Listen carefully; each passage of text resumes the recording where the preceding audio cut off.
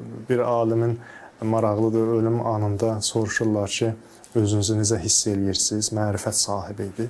Deyir ki, düzdür, mən sizlərdən ayrılıram, bir dəstə əzizlərimdən ayrılıram, yaxınlarımdan ayrılıram. Bu mənim üçün çətindir, amma bir dəstə əzizlərim də axı məndən əvvəl köç eləyiblər.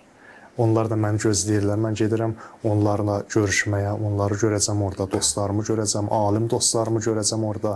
Neçə illərdir bir-birimizi görmürük. Bu düşüncədə olanda ölümü də insan çox rahatlıqla qəbul eləyir. Problemləri də qəbul eləyir. Həzrət Əli əleyhissalamın yanına bir nəfər gəlir, öz dərdlərindən, çətinliklərindən şikayət edir. Əli əleyhissalam ona 2 dənə sual verir. Deyir, bu suallara cavab versən, görəcəksən ki, bu böyütdüyün bu problem gözündə kiçiləcək və sən rahatlaşacaqsan. Deyirsən, dünyaya gələndə bu çətinlik, sıxıntı səndən gəlmişdi, deyir, yox. Deyirsən, dünyadan köçəndə səndən gedəcək, deyir, yox. Deyir, bəs niyə özü bu qədər narahat eləyirsən, niyə bu problemlərə bu qədər məşğulsan axı? İnsan problemlərə özün bu qədər məşğul eləyəndə bilmir dünyası haradan gəldi, hara getdi. Dünyanın keyfini də, ləzzətini də çıxara bilmir. Dünya biz deyirik ki, bəli, çətin bir yerdir, amma elə başdan ayağa insan gəlməyib ki, bu aləmə ki, ancaq sıxıntı içində olsun, müsibətli olsun,